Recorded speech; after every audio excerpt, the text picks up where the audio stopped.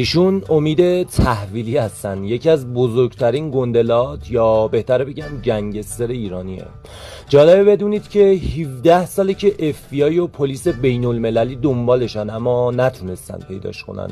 امید از امنیتی ترین زندون دنیا فرار کرده. اصلا میدونید یعنی چی؟ توی لیست کله گنده ترین خلافکارای دنیا رو که نگاه میکنی در کنار اسم بن لادن و الچاپو اسم امید تحویلی هم هست.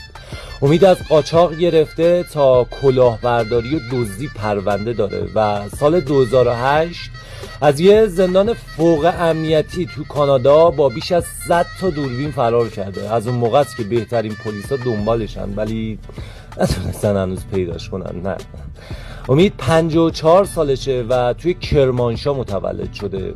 پلیس 2 میلیون دلار برای کسی که پیداش کنه جایزه گذاشته. وقتی اسمش رو توی گوگل سرچ میکنی لقب گنگستر بهش میده. کمتر کسی توی دنیا است که اصلا گوگل بهش لقب گنگستر میده. شما رو نمیدونم ولی من اولین بار بود اسمش رو شنیدم و واسم جالب بود. الانم یه عده میان میگن که پسر خواهم بود. به خدا.